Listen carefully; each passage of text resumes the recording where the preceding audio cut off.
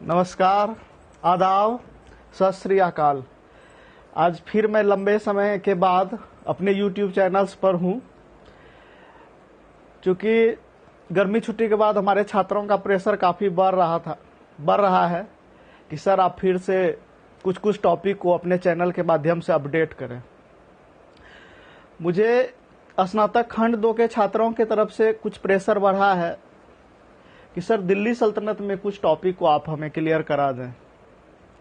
इसी कड़ी में उन्होंने हमसे आग्रह किया था कि सर सैयद और लोदी वंश पर पहले आप विस्तृत ढंग से प्रकाश डालें। आज मैं आप लोगों के बीच दिल्ली सल्तनत के 2 वंशों को लेकर उपस्थित हुआ हूं। जैसा कि हम सब जानते हैं, मोहम्मद गोरी के बाद भारत में दिल्ली सल्तनत की स्थापना होती है। कुतुबुद्दीन ऐबक गुलाम वंश की नींव डालता है और दिल्ली सल्तनत में कुल 5 वंशों का शासन रहा, जिसमें गुलाम वंश मोटे तौर पर 1206 से 1290 तक। दूसरे वंश के रूप में खिलजी वंश आए। खिलजी वंश का शासनकाल मोटे तौर पर 1290 से लेकर 1320 तक का कार्यकाल रहा। और तीसरे वंश तुगलक वंश का शासनकाल रहा दिल्ली सल्तनत में, जिसका शासनकाल मोटे तौर पर 1320 से लेकर 1414 तक हम लोग मानते हैं। सैयद वंश चौथे वंश के रूप में था, जिसने 1414 से लेकर 1451 तक शासन किया। और अंतिम वंश लोदी वंश था, जो 1451 से लेकर 1526 तक उनका शासनकाल रहा। और 1526 ईस्वी में बाबर का आक्रमण होता है और यहां से वंशावली में परिवर्तन होता है। मुगल वंश की नींव बाबर के द्वारा डाली गई और मुगल वंश की स्थापना हो जाती है। सबसे पहले मैं सैयद और लोदी वंश के जानने के स्रोत के बारे में अगर बात करूं तो इसका प्रमाणिक स्रोत में तैमूर लंग की आत्मकथा है, मलफुजाते तैमूरी, जिसे हम तुझके तैमूरी भी कहते हैं। सैयद वंशीय शासक मुबारक शाह के काल में लिखा गया था तारीखे मुबारक शाही, जिसे यहिया बिन अहमद सरहिंदी ने लिखा था। ये भी एक प्रमुख स्रोत के रूप में उसे ले सकते हैं। मौलाना अली यजदी की किताब है जफरनामा। जफरनामा में तैमूर के आक्रमण की विस्तृत चर्चा की गई है। और अब्दुल्ला की तारीखे दाऊदी है, इससे भी हमें इस वंश पर प्रकाश पड़ता है। थोड़ा सा हम लोग तुगलक वंश के बाद के क्रोनोलॉजी को अगर समझें तो हम पाते हैं कि फिरोज शाह तुगलक के बाद उसका पौत्र तुगलक शाह गयासुद्दीन तुगलक द्वितीय के नाम से गद्दी पर बैठता है। लेकिन 2 वर्ष के भीतर ही वह षड्यंत्र का शिकार हो गया और अगले 5 वर्षों में 3 शासक क्रमशः अबू बकर, मोहम्मद शाह और अलाउद्दीन सिकंदर शाह गद्दी पर बैठा। तुगलक वंश के अंतिम शासक के रूप में नसरुद्दीन महमूद को हम पाते हैं। नसरुद्दीन महमूद का पीरियड 1394 से लेकर 1412 ईस्वी तक का कार्यकाल रहा।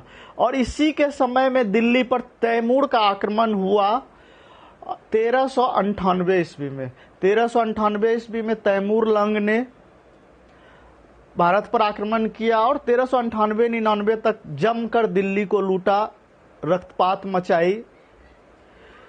और कहीं न कहीं तुगलक वंश के पतन में तैमूर लंग के आक्रमण की बड़ी भूमिका रही। तैमूर ने जर्जर तुगलक साम्राज्य को पतनोन्मुख पहुंचा दिया।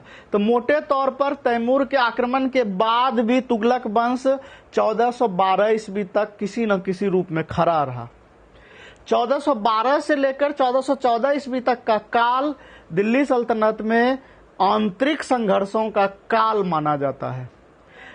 इस काल में कोई विशेष प्रगति नहीं हुई।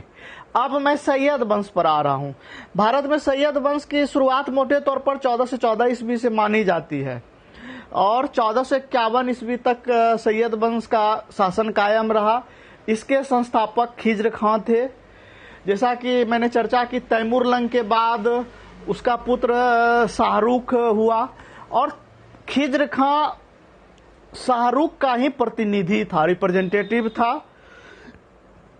खिज्र खां ने 7 वर्ष तक लगभग शासन किया, 1414 से 1421 तक।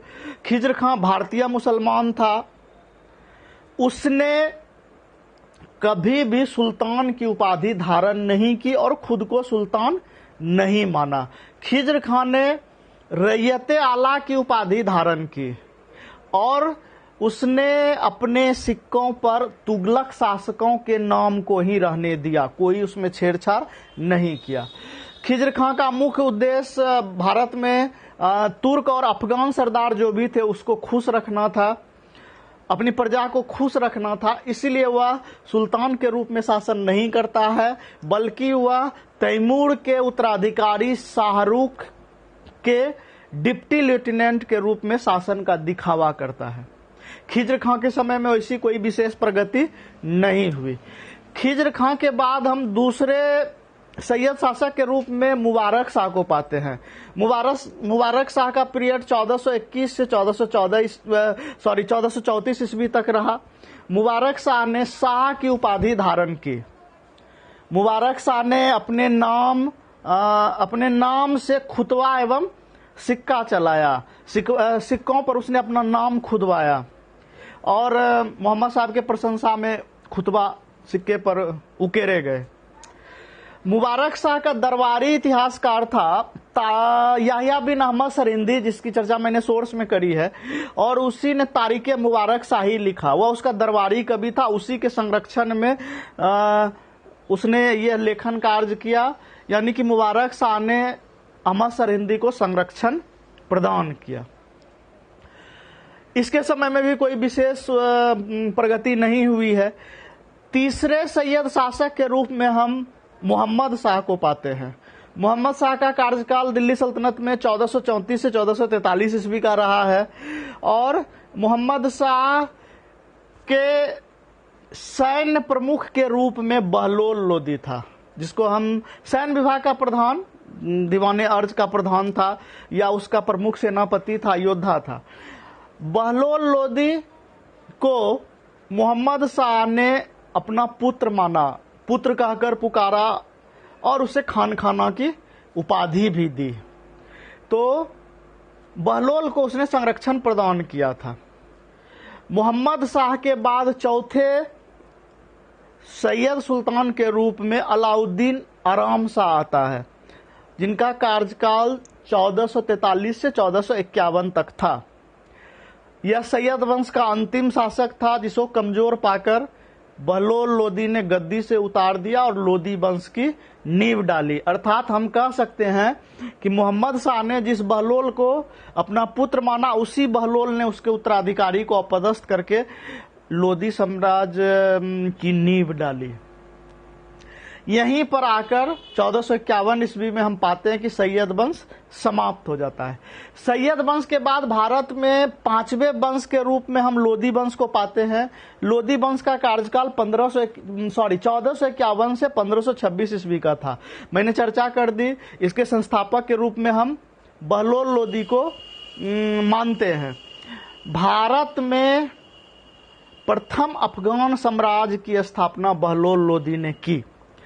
बहलोल लोदी का कार्यकाल अगर हम पाए तो 1451 से 1489 ईस्वी तक बहलोल लोदी का शासनकाल रहा। मेरे हिसाब से लगभग 39 वर्ष का उसका शासनकाल रहा था। मैंने इसलिए अफगान साम्राज्य की चर्चा करी कि दिल्ली सल्तनत में जो कुल 5 वंश हुए, इन 5 वंश में 4 वंश तुर्क मुसलमान थे, टर्क्स मुस्लिम थे, लेकिन लोदी वंश ये अफगान मुसलमान थे। इसीलिए भारत में प्रथम अफगान साम्राज्य का संस्थापक बहलोल लोदी को माना जाता है और द्वितीय अफगान साम्राज्य का संस्थापक शेरशाह सूरी को माना जाता है, जो मुगल साम्राज्य में जिन्होंने हुमायूं को अपदस्थ करके द्वितीय अफगान साम्राज्य की नींव 1540 ईस्वी में डाली थी। तो बहलोल के बारे में हम कह सकते हैं 1451 से 1489 तक का कार्यकाल है कि भारत में प्रथम अफगान साम्राज्य की नींव डाली। बहलोल लोदी ने गाजी की उपाधि धारण की। बहलोल के समय में कुछ प्रोग्रेसिव वर्क भी हुए। उसने बहलोली सिक्का चलाया जो काफी दिनों तक चला।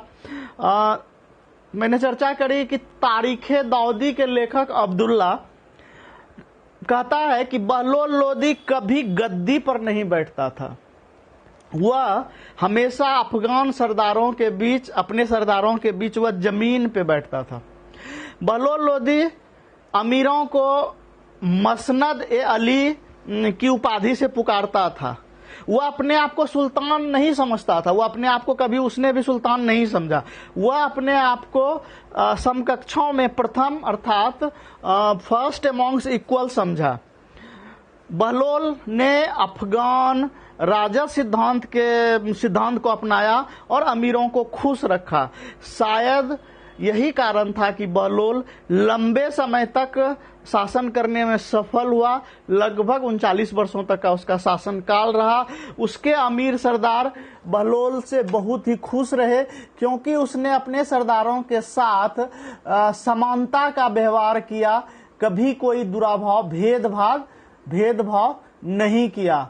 उसने हमेशा यह माना कि मैं कोई सुल्तान नहीं हूं, अगर मुझे सुल्तान बनाया है तो वो आपने बनाया है, इसीलिए मैं आपके बीच का व्यक्ति हूं, और चूंकि आपने मुझे शासन करने के लिए चुना है तो मैं आप लोगों में समकक्षों में प्रथम हूं, इसलिए मैं शासन कर रहा हूं।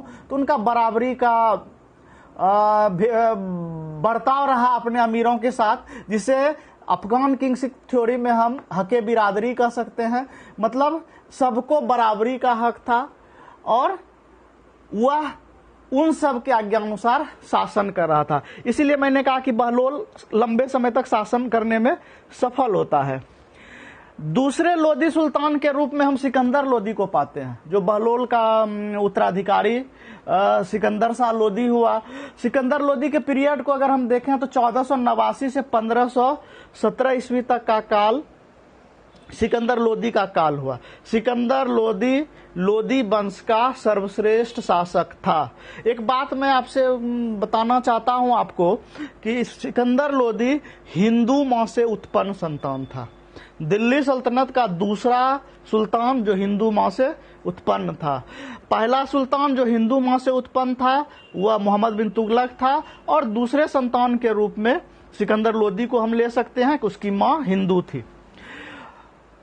लेकिन सिकंदर लोदी कट्टर हुआ, हिंदुओं के प्रति उसकी कोई उसकी नीति लचीलापन हमें दिखाई नहीं पड़ता है, बल्कि वह कट्टरता के साथ ही पेश आता है। सिकंदर शाह लोदी के समय का महत्वपूर्ण चीज यह है कि 1504 ईस्वी में उसने आगरा की स्थापना की थी। आगरा में उसने बादलगढ़ किले का निर्माण कराया और 1506 ईस्वी में दिल्ली सल्तनत की राजधानी आगरा शिफ्ट हुई। सिकंदर के समय में और भी बहुत सारे महत्वपूर्ण परिवर्तन हुए। नाप के लिए हम पाते हैं कि गजे सिकंदरी एक पैमाना चलाया गया जो लगभग 30 इंच का होता था, और यह पद्धति लगभग भूमि मापने में काफी दिनों तक चली। हम देख सकते हैं कि शेरशाह कमोबेश अकबर तक गजे सिकंदरी का प्रचलन हुआ। बाद में शेरशाह के समय में जरीब आता है और अकबर के समय में ये पैमाना में परिवर्तन आता है। अकबर ने फिर उसमें परिवर्तन लाया था टोडरमल के मदद से। मोटे तौर पर गजे सिकंदरी हम पाते हैं कि अकबर के काल तक यह चलता रहा। बहुत तरह का इसने रिफॉर्म्स भी किया। अनाजों पर, खाद्यान्नों पर से बहुत तरह के ये एक्स्ट्रा बर्डन टैक्सेशन था उसको हटा दिया गया। व्यापार पर जो भी प्रतिबंध था उसको उसने हटा दिया। कुछ महत्वपूर्ण बातें हैं कि उसने मुहर्रम पर रोक लगाई थी एवं तजिया पर रोक लगा दिया। मुहर्रम निकालने और तजिया पर रोक लगा दिया। सिकंदर लोदी ने हिंदुओं पर जजिया आरोपित किया। हम पाते हैं कि एक ब्राह्मण को इसलिए उसने फांसी पर लटका दिया क्योंकि उस ब्राह्मण का कहना था कि हिंदू और इस्लाम धर्म दोनों समान है। तो कहीं न कहीं हम सिकंदर लोदी में धार्मिक कट्टरता को पाते हैं। इसके समय में कुछ साहित्यिक प्रगति हुई। आयुर्वेदिक ग्रंथ का फारसी अनुवाद हुआ फरंगे सिकंदरी के नाम से।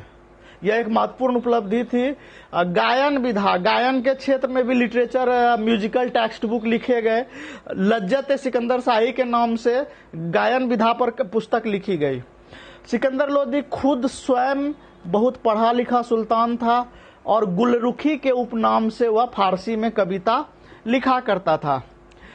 सिकंदर शाह लोदी पहला अफगान सुल्तान था जिसने संपूर्ण प्रभुत्व संपन्न बादशाह की भांति उसने व्यवहार किया। अपने व्यक्तित्व को सुंदर बनाए रखने के लिए वह दाढ़ी नहीं रखता था। तो सिकंदर शाह लोदी की मुख्य सफलता को अगर हम उसका अगर मूल्यांकन करें तो उसकी सबसे मुख्य सफलता थी कि उसने अपने अफगान सरदारों पर नियंत्रण रखा। सिकंदर लोदी कहता था कि यदि मैं ये अपने एक गुलाम को एक पालकी पर बिठा दूं तो मेरे आदेश पर मेरे सभी सरदार उसे कंधों पर बिठाकर ले जाएंगे।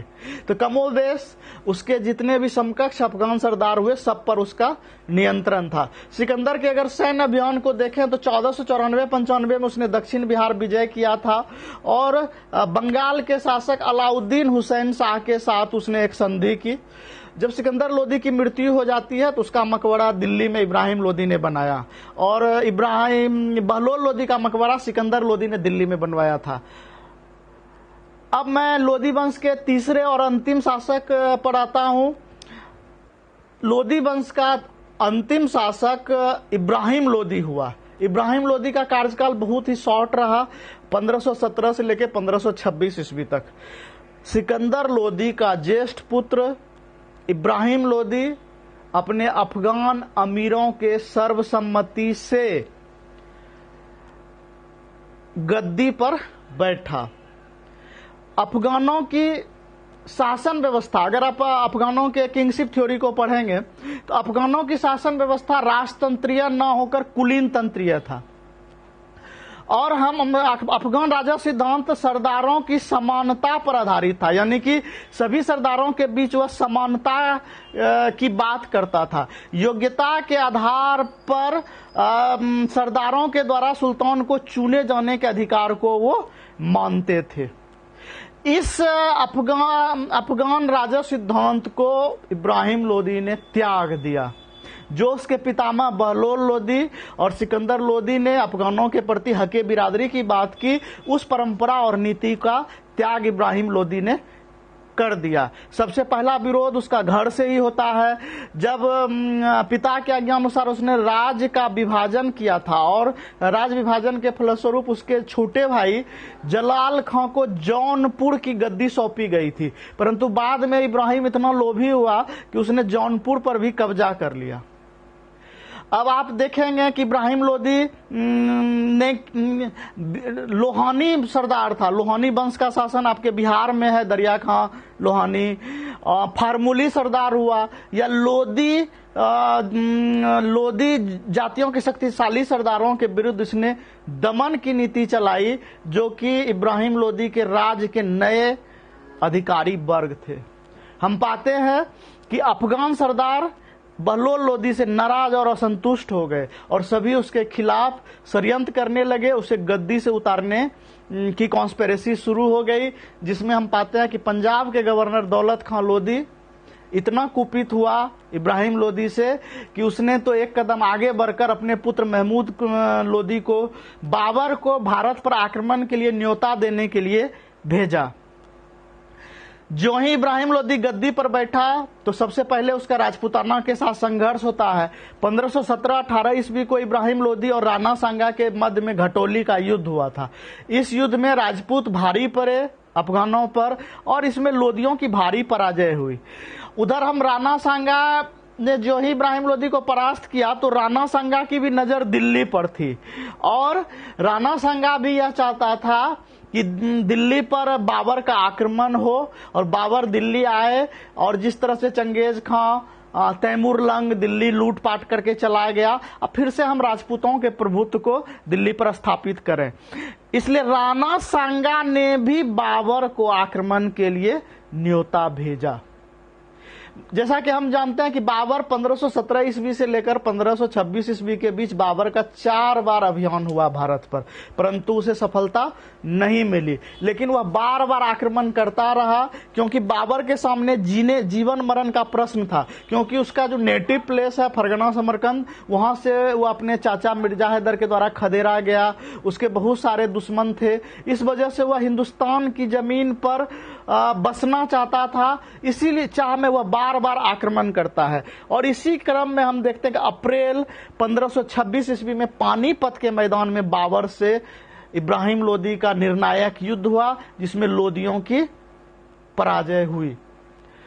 अगर आप देखेंगे, इब्राहिम लोदी इसलिए पराजित हुआ कि उसके सैन्य संगठन में विभिन्नताएं थी, वह उसके सैनिकों में एकता नहीं थी, वह बहुत सारे फिरकों पर आधारित सैनिकों के साथ लड़ा। अगर सैनिकों की संख्या की हम बात करें तो इब्राहिम लोदी के सैनिकों की संख्या लगभग 1,20,000 के आसपास थी और बाबर की सेना 8 से 12,000 के आसपास थी। फिर भी बाबर को सफलता इसलिए मिली क्योंकि बाबर दृढ़ निश्चय, युद्ध नीति, तुलगामी युद्ध नीति, गोला बारूद तोप टैंक के साथ लड़ा। उसने युद्ध नीति में तुलगमा युद्ध पद्धति का प्रयोग किया जो उसने उज्बेकों से सीखा था। बाबर ने तोप का प्रयोग, बारूद का प्रयोग ईरानियों से सीखा था। उसने सारी तकनीक लगाई और इब्राहिम लोदी इसलिए पराजित हुआ कि उसके साथ लड़ने वाले अमीर सरदारों ने, अफगान सरदारों ने उसका साथ छोड़ दिया, क्योंकि सब यही चाहते थे कि किसी तरह इब्राहिम का पतन हो। किसी येन केन प्रकारन बाबर ने अपने तोप की धमक से दिल्ली सल्तनत को नेस्ता नाबूद कर दिया और दिल्ली सल्तनत के राख पर मुगल वंश की नींव डाली। मोटे तौर पर हम कह सकते हैं कि बाबर का 1526 ईस्वी में भारत पर आक्रमण ही लोदी वंश के पतन का मुख्य कारण बना और लोदियों के पतन के साथ ही दिल्ली सल्तनत का भी अंत हो गया। इतिहासकार नियामतुल्लाह लिखते हैं कि इब्राहिम लोदी के अतिरिक्त भारत का अन्य कोई भी सुल्तान युद्ध स्थल पर नहीं मारा गया। यह इकलौता अभागा सुल्तान था जो युद्ध भूमि में ही युद्ध लड़ते हुए मारा गया। इस प्रकार इब्राहिम लोदी के मृत्यु के साथ लोदी वंश समाप्त हुआ और भारत में दिल्ली सल्तनत की स्थापना, मुगल वंश की स्थापना का मार्ग प्रशस्त हुआ। और मुगल वंश पर मैंने विस्तृत चर्चा की। सल्तनत काल के अन्य पहलू पर भी मैं आगे के वीडियो में आऊंगा। अगर इसके काल के स्थापत्य को देखें तो मोटे तौर पर दिल्ली में इब्राहिम लोदी का मकबरा है, दिल्ली में सिकंदर लोदी का मकबरा है। आप लोदी गार्डन दिल्ली में घूम सकते हैं, ये लोदी काल का स्थापत्य है। इसके अलावे सिकंदर लोदी का प्रधानमंत्री हुआ मियां भुवा, उसने एक मोट की मस्जिद बनवाई थी। सैयद काल में स्थापत्य के क्षेत्र में कोई विशेष प्रोग्रेस नहीं हुआ, लेकिन सैयद वंश के काल को भारत में मकबरों का काल कहा जाता है। तो मैं उम्मीद करता हूं कि आज इस छोटे से प्रयास में मैंने सैयद और लोदी वंश को आपके सामने रखने का प्रयास किया और फिर आगे के वीडियो में भी मैं दूसरे अन्य किसी महत्वपूर्ण पहलू को लेकर आपके बीच उपस्थित होऊंगा। तब तक के लिए शुभ रात्रि, शब्बा खैर, नमस्कार।